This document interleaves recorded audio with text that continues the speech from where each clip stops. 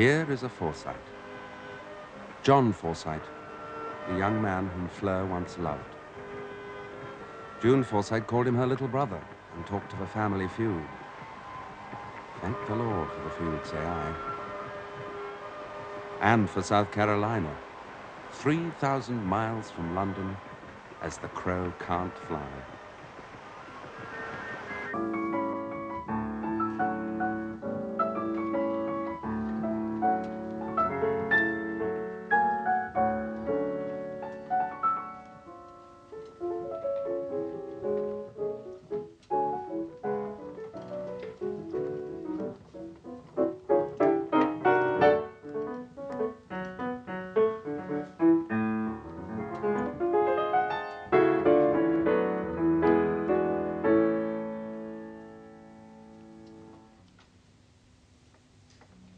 This is a good piano. Does Anne play? Yes, she does. But not as well as you, Mrs. Forsyte, ma'am.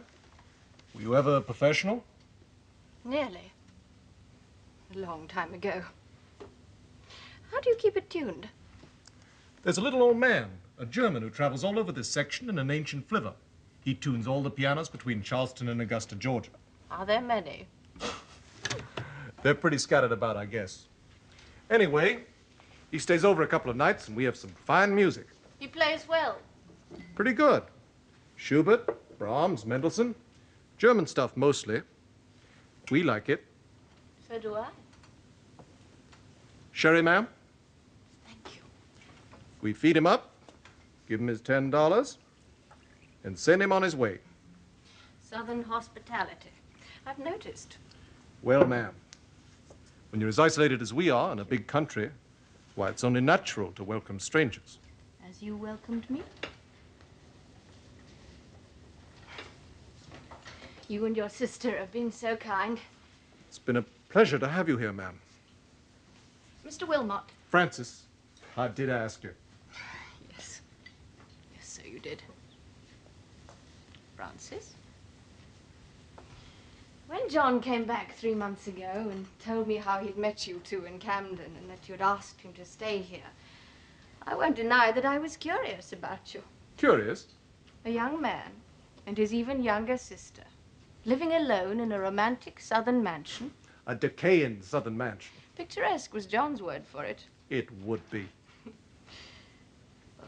Can you wonder that I was curious? Because you're a mother, ma'am, with an only son?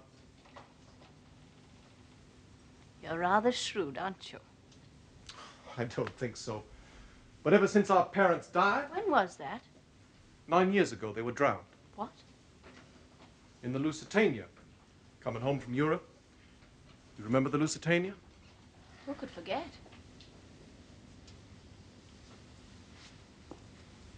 So you were left alone with a sister and a mansion and a cotton plantation. No other relations?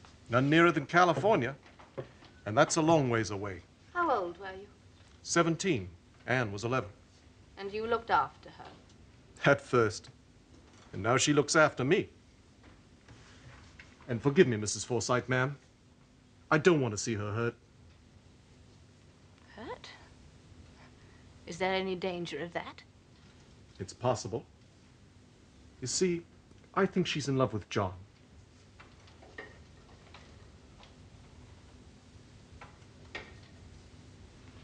Really in love?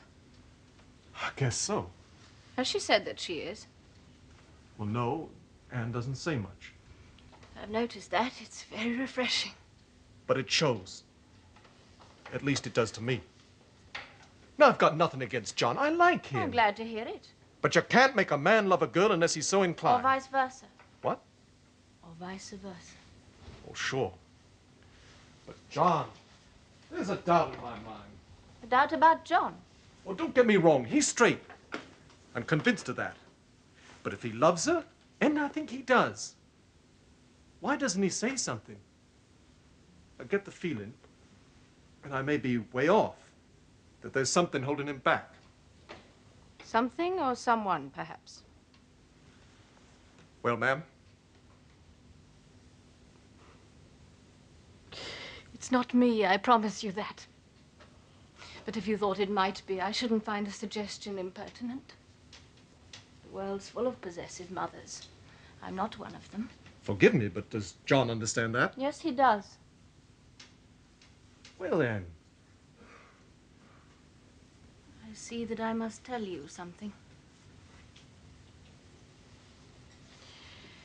See, 3 years ago, John, in England, had a bitter experience. I'd like to Now, I hear won't about give you that. the details. It's all in the past now, but he was badly hurt at the time. And when you're really hurt, Francis, you're seldom in a hurry to repeat the experience. I see that, but if John and Anne love May each other... I suggest that we just give them time? And by the way, shouldn't they be back from their ride? It's getting late. You're right. It's 6:15. Now, that's not good if they lose the trail. Surely horses always know their way home. Not these two. They came in from Camden yesterday. I gave them to John and Anne to try out. Franz, you're not really worried. No. They'll be all right.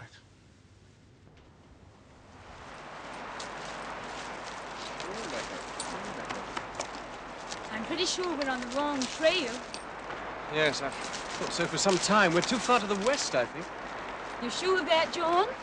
Well, not in the least. We're lost. What fun. Well, it's no joke in these woods. Don't they ever end? I guess not. Your brother's going to be pretty sick with me. I promised him I'd take care of you.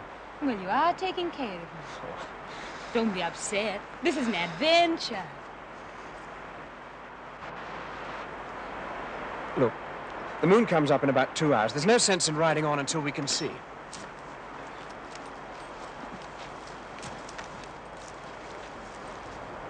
Over there, John, in that clearing. Isn't that the Indian mound we passed coming out? Well, either that one or another. We'll get some shelter there until moonrise. Right, well, I'll tether the horses. It's going to be cold.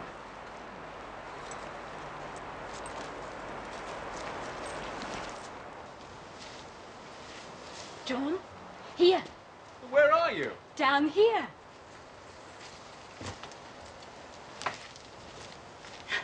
Ah, Dry as a bone. good. Oh, yes, it is.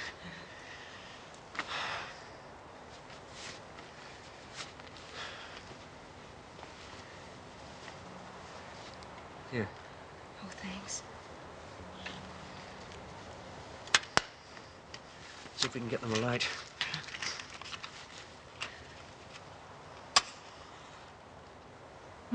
You're all right.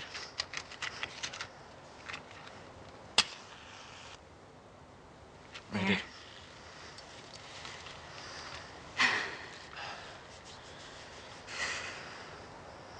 You must be cold. Look here, have my coat. You do that, and I'll run out into those woods and get really lost. You know, I'd be scared on my own. Seems kind of spooky here.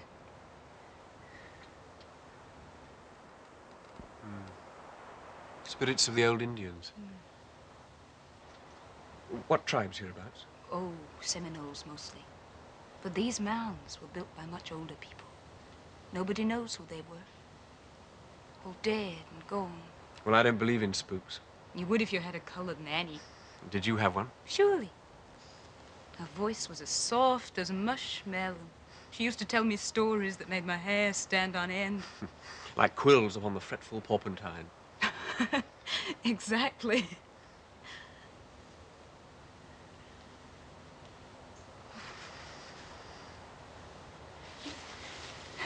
Do you mind? I've got the creeps down the back. Of course not. It's only the wind getting up. No. It's the spooks. Am I too heavy? Well, not at all. Not at all. English. Do you know, you're the first English person I've ever met. You disappointed? Not at all. I'd love to see England. Our folks came over from there, 1700. Worcestershire. Where's that? No, it's pronounced Worcestershire. Worcestershire? Worcestershire. Worcestershire? It's our, well, it's our Middle West, really. But as unlike yours as you could ever imagine. No, it's It's fruit-growing country mostly. Very pretty.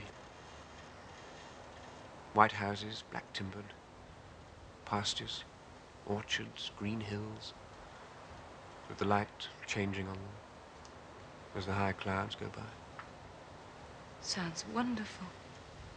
How could you ever leave? What made you come to America?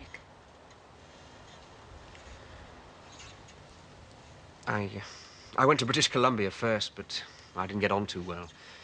Then I heard of peaches in North Carolina. And how are the peaches in North Carolina? Oh, they're fine.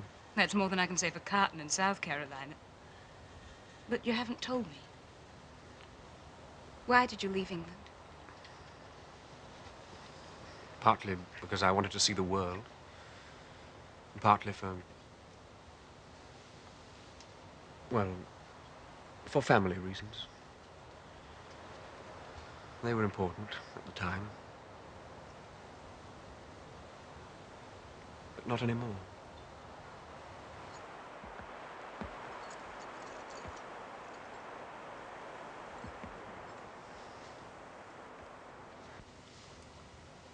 Anne, are you awake? Mm-hmm. Hey, the moon. I know. Look, I'm in charge of you. Come on. Oh!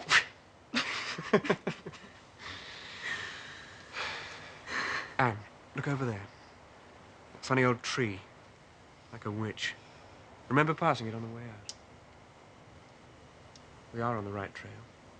Yes, John.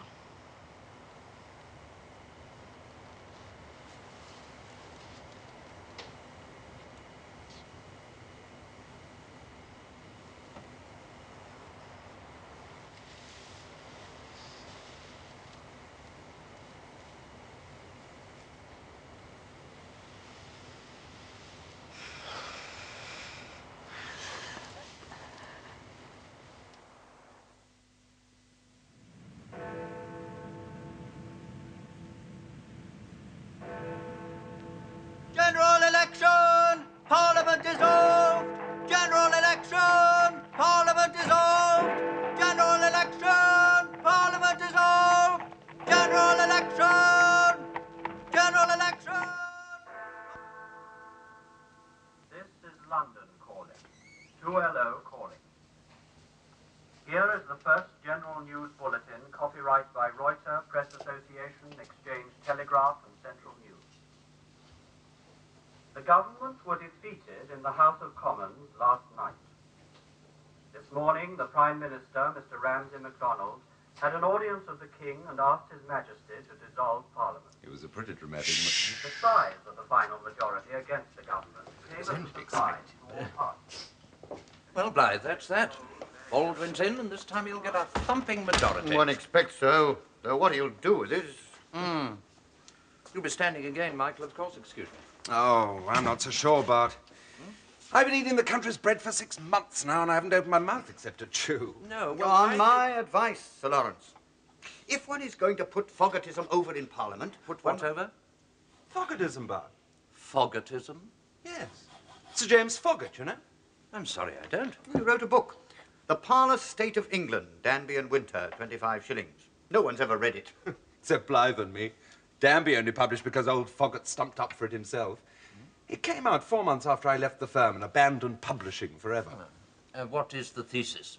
Well, his eyes are fixed on 1944, and his policies according. Disarmament, if possible, but he doesn't believe it'll work. Oh. And who does? Right. So we must keep a strong air force.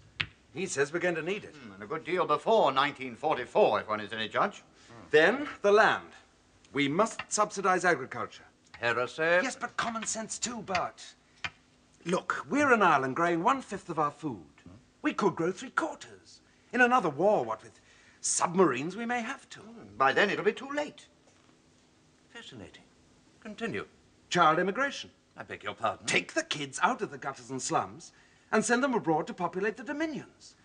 Australia, Canada, New Zealand, South Africa. Build a healthy population hungry for our goods all over the empire. And in 20 years... In short, suffer a worse present for the sake of a better future. Exactly. Now, do you really think that the electors give a tinker's curse about the future? Look, Bart, they care about this ghastly unemployment, as we all do. Fogartism can cure it. You'd have to prove it, and they won't let you. No political party would face an increase in taxation. Too unpopular. One can only try, Sir Lawrence. No. Eat your cake and have it. That's the slogan that wins elections. Oh, by the way, Michael, you stood as a Tory last time. What do they think of this remarkable policy? And what about your constituents? Will they fall for it? Mid-Buck, Sir Lawrence. Agricultural district. You see, Bart, I thought if I stood as an independent, I You'd could lose your deposit. What does Fleur think? She likes you being an MP, and she keeps her ear to the ground. Ah, our charming lady. Well, she says go in as a Tory. And then disagree with everybody. Bring up Fogartism if I want to in my maiden speech and set them all by the ears. Shrewd. One endorses that. By the way, Blythe, you coming to her evening on Wednesday? Certainly. Good. I'm sorry you can't come, Bart. Oh, Lord, I better go. Oh. By the way, Fleur also suggested I should take up some eccentricity. Ah. Like wearing a monocle. Indeed. Yes. No go, I said. After all, never did you any good, did it? No, because I am not a politician. But what Sir Austin Chamberlain would have done without his, I shudder to think. Eh, Blythe?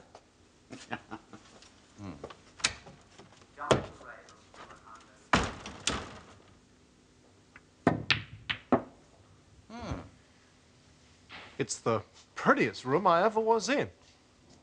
What a perfectly charming thing to overhear. Mrs. Mott. It used to be Chinese, but I like this better. So John married your sister. Is she pretty? Yes, she is. Very. Yes, indeed, ma'am. And do you approve? Oh, I sure do. Young John's a pretty fine fella. And Anne. I'm glad. Do come and sit down. Holly tells me you've been staying in Sussex with them. Oh, I was. I aimed to go back, but I had to see London. Of course. And you must come and stay here. Oh, I know that would be a... Nonsense. Be as free as you like. Consider us a hotel. That's real good of you. I've never been on this side before. They got through the war too soon. Lucky for you. You must meet our son, Christopher. Kit for short. How old is he? Just over a year.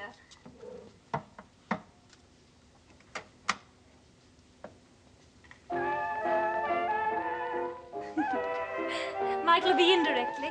He's in Parliament, you know. Well, you might even like to hear a debate. Oh, I should admire to. I don't know, the decor's amusing, but it's usually a bore. No worse than Congress, I reckon. No. Tell me, what's John like now? Still English? Well, he sounds like it to me. And his mother? She used to be beautiful. And is so to this day. She would be. You don't like her? I only hope she isn't jealous of your sister. Isn't that perhaps just a little bit unjust? Yes, I think perhaps it is. Well, if you really mean to have me here, Of course. I better go collect my baggage. Do that. Now, dinner's at 8 and your room will be ready. Wonderful. I was getting kind of homesick. I'm not accustomed to big cities. See you later, ma'am.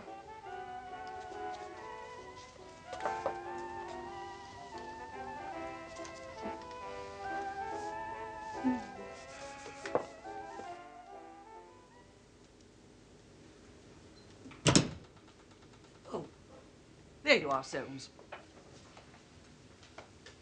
Well, we don't want to be late. There's plenty of time. Yes, I've ordered a taxi. Good.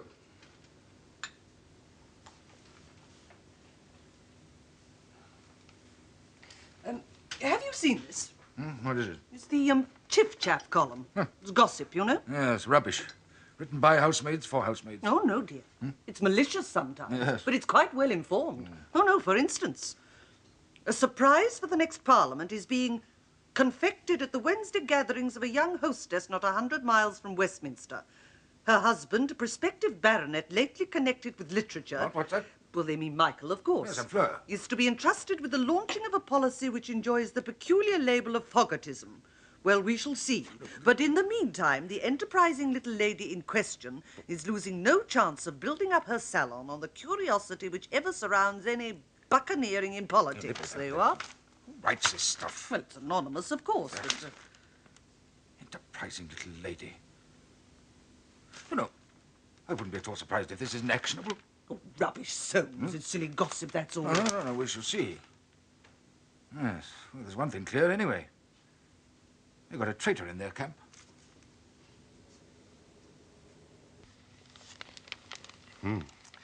Buccaneering.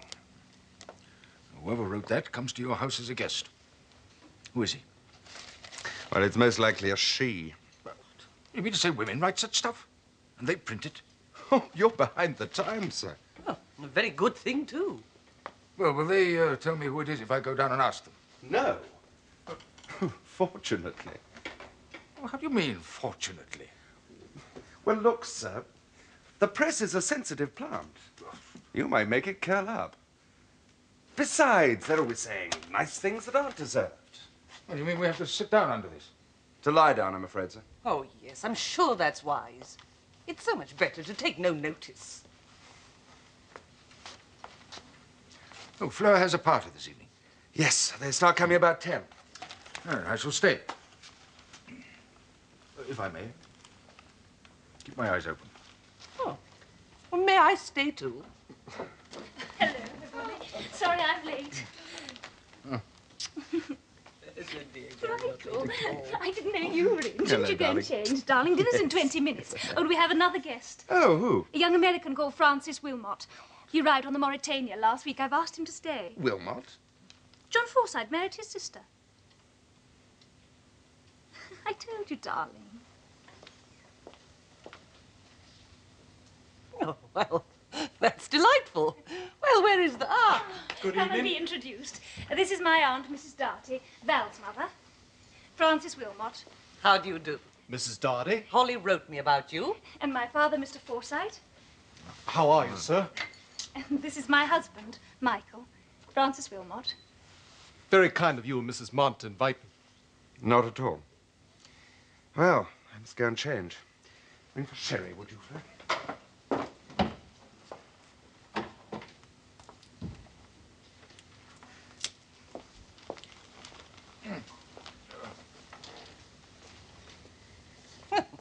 Now, Mr. Wilmot, you must tell me what you think of Wansdon. Do you care for horses? Yes, well, of course you do, coming from the deep south. Or am I thinking of the Wild West? Evening, Coca. How now, Coca? Are you well? Thank you, sir. Just full enough, I should say, and not too full. Shall we go in? Well, Aubrey, dear, now we're here. Well, come along then. Oh, what a place to hang a picture. You can't get back far enough to see it. Don't you agree, Coca? It's not my place to say, Mr. Green. Well, because I painted the damn thing, bad luck. Aubrey, dear, do stop admiring yourself. I want a drink. Ah, well, to think that wonderful body is somewhere in Australia. It's a crime, a shame. Shall I announce you, sir? Oh, no, don't bother. We'll just float in like the wild, wandering spirits that we are. Come, Marjorie. Michael! Hello, Aubrey. Marjorie. He's looking gorgeously brown. Yes, he is. And Marjorie just looks gorgeous. Thank you, Michael. Oh, Well, how was Italy? A revelation. My spirits sank getting back here. But this cheers me up no end. How sweet of you to ask me, Fleur. miss you terribly. He's been away ages, hasn't he? 2 months. I've missed all the drama. You'll have to tell me about Ramsay Mack and the Liberal scuttle. Well, of course, but first you must have a drink. Thank you. Ah, there we are. There. Michael, keep an eye on Francis. He's looking left out. Very well. Aubrey, come and meet an American friend of ours, Mr. Francis Wilmot. Francis is Aubrey Green, who painted that delicious naked girl in the hall. I must congratulate you, sir. It is a beautiful painting. Thank you for calling it a painting. You don't mean to tell me it's a reproduction? No, indeed. I was slightly pleased with it when I did it. Oh, good Lord, Aubrey, aren't you now? I'm less sure. Wilmer's the first person to call it a painting for a long time. Oh, what on earth are you talking about? I'll tell you, dear boy. To most people, it's just a delicious naked girl. But Victorine was much more. If I only went skin deep, then I failed. I should have painted her 20 times, but the stupid little cow went off to Australia with her husband. I ask you. Excuse me. Yes. You certainly know some interesting people.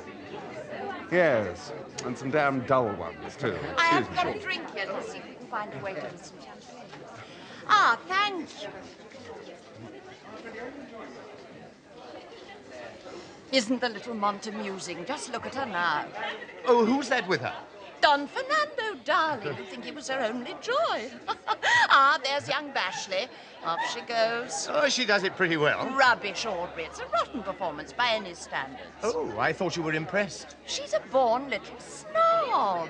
She really thinks she's making a salon. And isn't she? Oh, Lord, no. To form a salon, you need personality. Wit and the don't give a damn spirit. But Fleur, she hasn't got a scrap. Besides, who is she? Money. Not so very much. Michael's such dead nuts on her, he's getting dull. Oh, so that's it. I imagined it was Parliament. Have you heard this Fogartism stuff they're talking? Oh, yes, all food, children, and the future, the very dregs of dullness. Ah, it's the vice of our life. One does resent a nobody like her climbing in on this sort of piffle, but she's using it. Anything to get a leg up the social ladder. Poor Michael. She's exploiting him quite ruthlessly.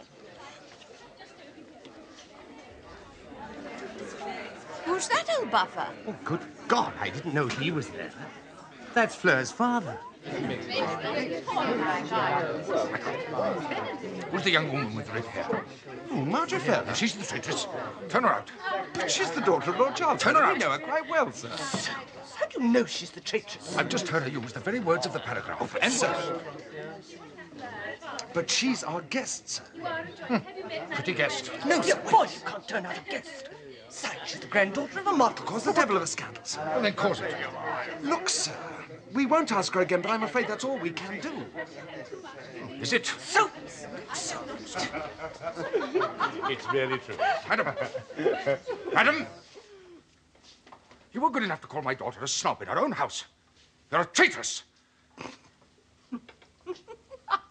Be so good as to withdraw. That'll do, sir. This isn't a peace conference. I don't know this person, but he's a liar. No, ma'am. That he is not.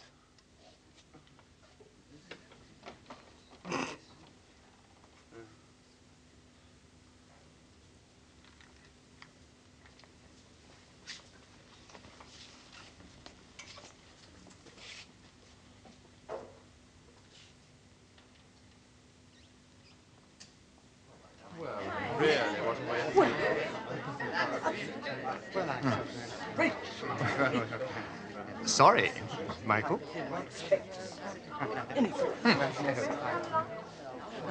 Michael, my dear, it's just... Dear boy. Oh, no, the old boy's gone too far this time. Oh, Lord. Madame Corelli is going to play. Madame Corelli. Oh, well, that is delightful. Scarlatti, I hope. Now, don't you simply adore Scarlatti?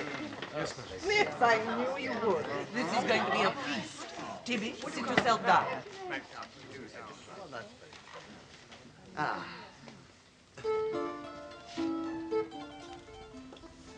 All right, Cook.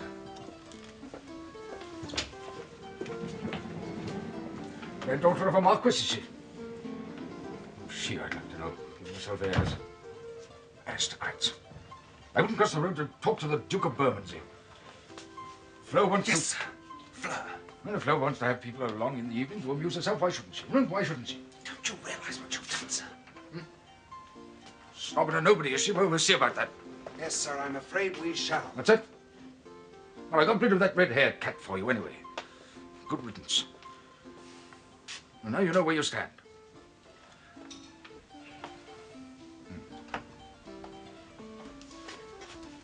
Storm in a teacup.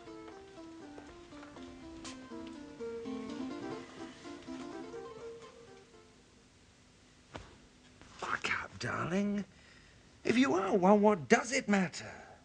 Who cares what one is? It's what one's labelled. Well, we've labelled her traitress. See if that makes it any better. Well, we all talk behind each other's backs. Who minds that? Well, how can I go on when everybody's sniggering Fleur-Mont, the little lion-hunting snob? She cried out all over London just out of revenge. How can I have any more evenings? Look, never mind what people say, Fleur. Sooner or later, one's got to face that anyway. It's you who aren't facing it. If one isn't thought nice, one can't be nice. Look, only the people who really know one matter, you know.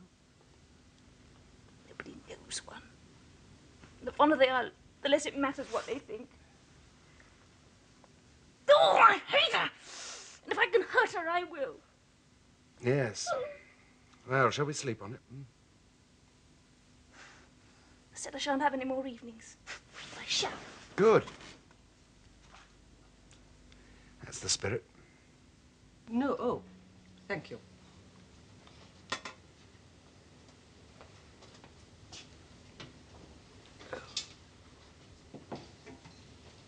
Ah, Mr. Wilmot. The last survivors of a stricken field. That was... Oh, well, ma'am. Oh, don't distress yourself, young man. This was a particularly dramatic evening, but society isn't like that every night. Worse luck. That girl. Who, Marjorie Ferrer? They tell me she's as fast as they're made. Now, sit yourself down. Her father, you know, owned the horse that didn't beat the French horse in the something or other stakes. Where was it now? Let me see. Newmarket. I thought she was the most wonderful girl I've ever seen. Excuse me, ma'am.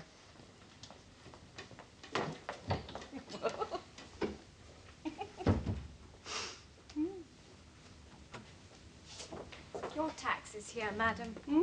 No, thank you, Coca. Most wonderful.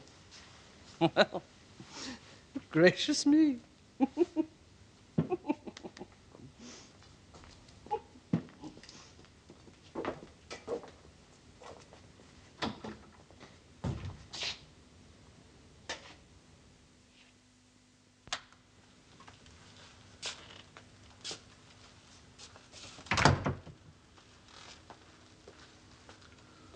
Mr. Forsyte, I presume. You made use of an insulting word to my daughter last night in the presence of several people. Yes, it was richly deserved. You were not drunk then? Not at all. I have the names of those who overheard it. You will be good enough to write to each of them separately and withdraw your expression unreservedly. Shall do nothing of the sort. You're an attorney, I believe. A solicitor. Then you know the consequences of refusal. If your daughter wishes to go into court, I shall be very happy to meet her there. You refuse to withdraw? Absolutely. Good day, then. Good day.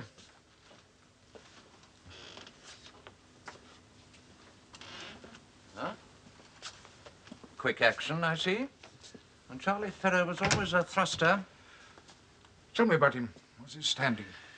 Owes money everywhere, has some useful horses, and is a very good shot. Well, he didn't strike me as a gentleman. And his daughter's no lady. Single-minded, Forsyte. Single-minded, but you're right.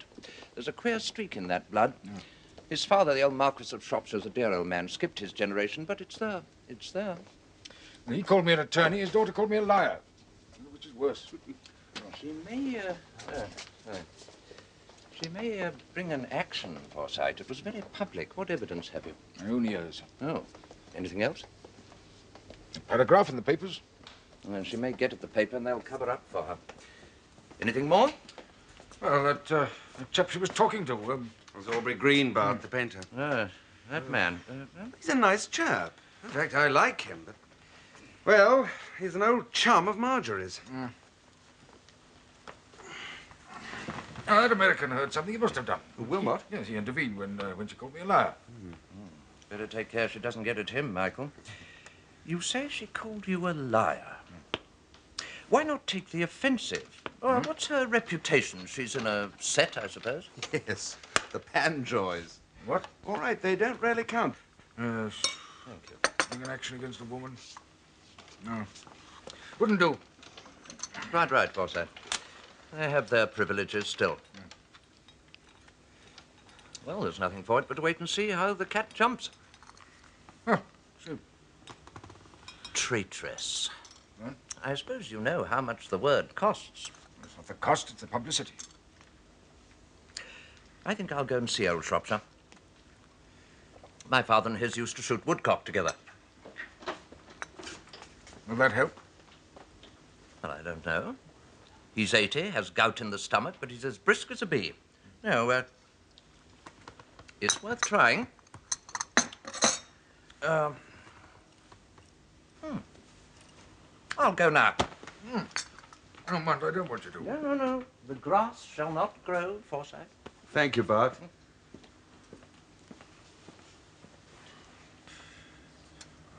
What does Fleur say? War. Huh? To the knife. Women.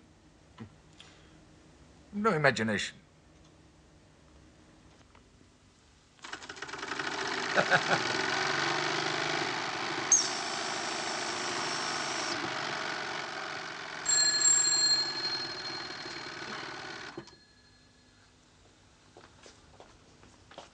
Hello! Oh, it's you again.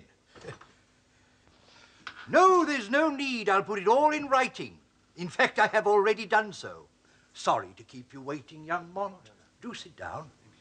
Yes, if you adopt my scheme for electrification, I guarantee a saving to your ratepayers of at least $3,000 a year. And what's more, you'll confer a benefit on the countryside by abolishing the smoke of 4 filthy chimneys. What's that? He's obliged. Oh. Yes, I should hope you would be obliged. You'll have the whole scheme by tomorrow's post. Goodbye. Goodbye. Now, my dear young Mont, what can I do for you? I've come for your advice. How can I advise you? Your granddaughter, sir, and my daughter-in-law want to fight like Billy-O. Marjorie? Oh, I draw the line. A charming young woman to look at, but I draw the line. What's she done now? She's called my daughter-in-law a snob and a lion hunter. And my daughter-in-law's father has called your granddaughter a traitress to her face. Oh, bold man. Who is he? His name's Forsyth. Forsyth? Oh. Name's familiar. Now, where would that be, I wonder? Forsyth. Ah, Forsyth and Treffry, the big tea people. My father had his tea from them direct. Real caravan. No such tea now. Same family. Some relation, perhaps. This man is a solicitor, retired, chiefly renowned for his pictures, a man of some substance and probity. And is his daughter a snob and a, what did you say? Lion hunter. Is she? She's a charmer. Likes to have people about her. Excellent little mother. Some French blood. Ah, the French. Better built round the middle than our people. Well, what do you want me to do? Speak to your son, Charles. Can't. I'm sorry, Mont. I never speak to Charlie. We haven't spoken for 6 years. Oh, I'm sorry, sir. I didn't know. Sorry to bother you. Oh, it's no bother. It's a pleasure to see you. What shall we do with these young women, Mont? No sense of service, no continuity, no figures, no hair. It's a problem, I agree, sir.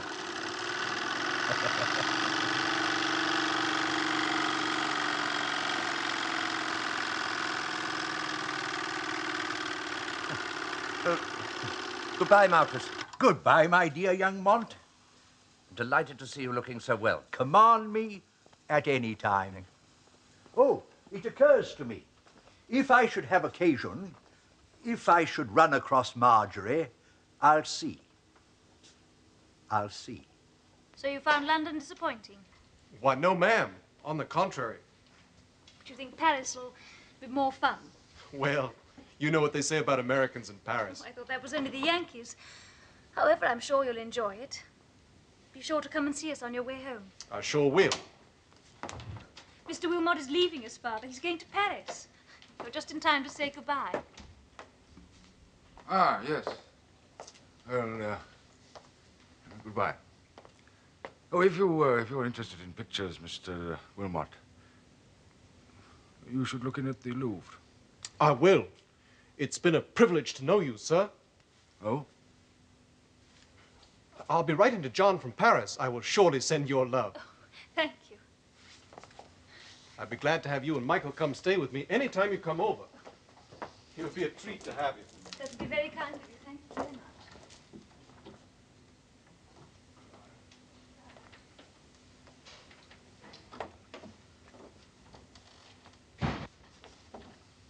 That was all very sudden. Upset about something? Why did you make that fuss last night?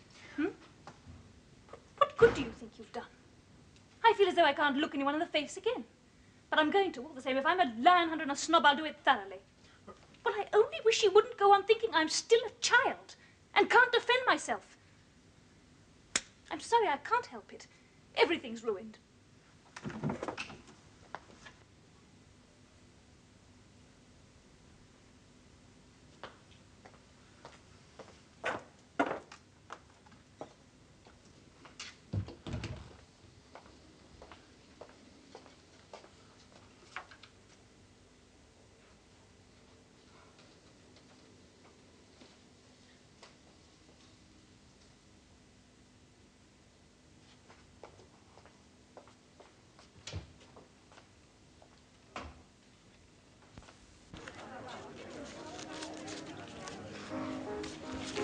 There you are, sir. Thank you very much. Thanks. Hello, Mr. Wilmot. Why, hello. You know my name. I asked that parlour maid. She said you were staying with the Monts. Oh, I was. But I'm staying here for tonight. I'm catching the boat train tomorrow morning. For New York? Paris, then Florence and on the road. Globe-trotting. Have you got room for me in your, what do you call it, your grip?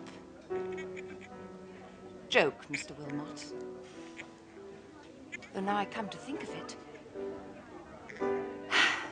Ah, well. You disapprove of me. Last night I did. I know. Why?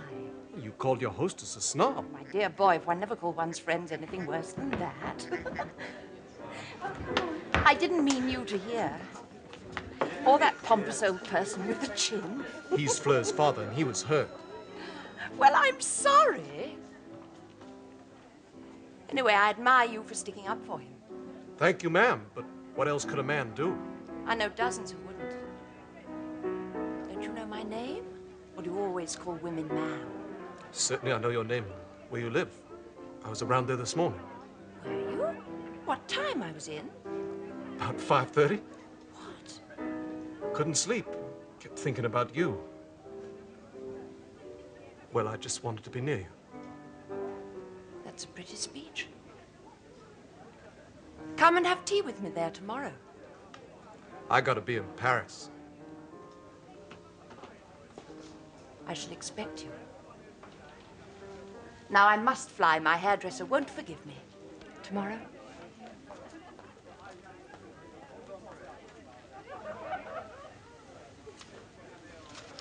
Can you help me, please? I'd like to cancel some reservations.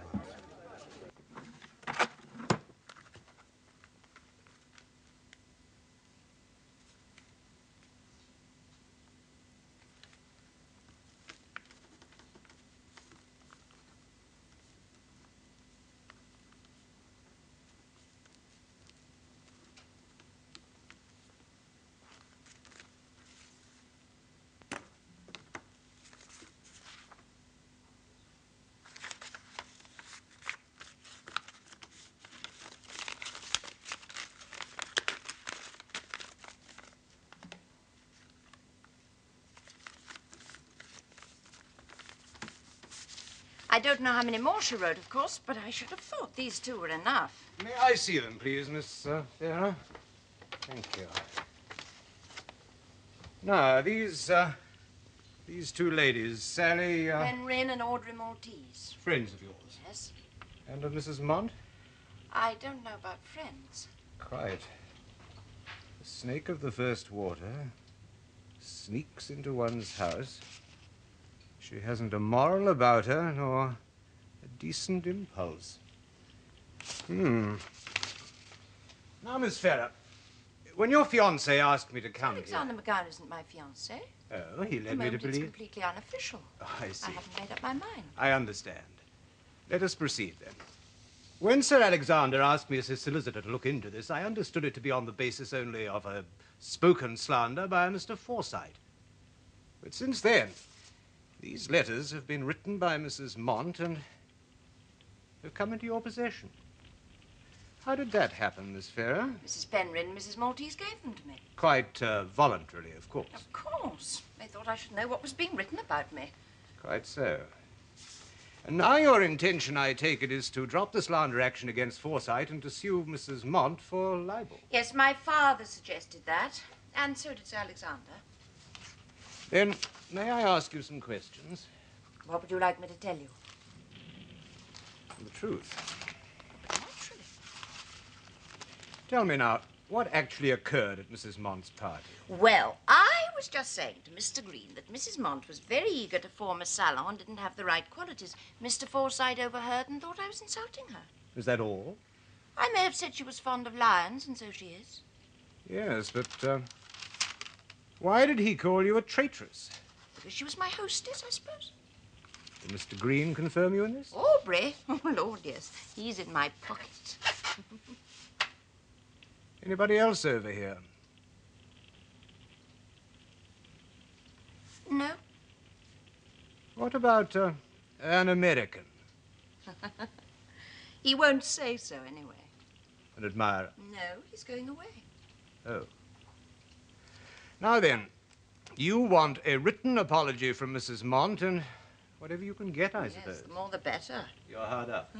Couldn't well be harder. I see. But you don't want to bring it into court, I take No, it. not really, and Sir Alexander feels... Well, as a member of Parliament, he would But he'd find back it... me up if it does. Oh, I'm fully aware of that. Personally, I think it might be rather fun. That depends on the number of skeletons you have in your cupboard.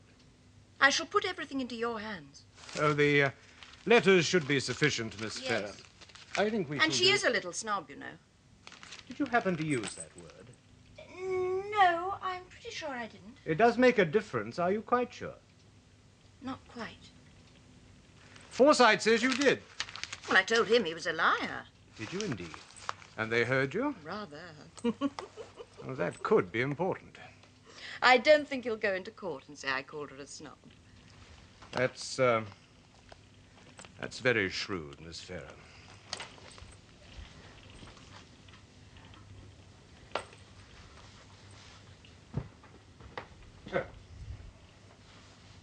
Thank you. Yes, I think we shall do, I think we shall do very well.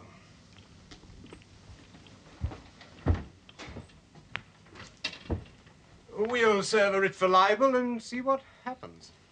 Goodbye. Goodbye, Mr. Settlewight.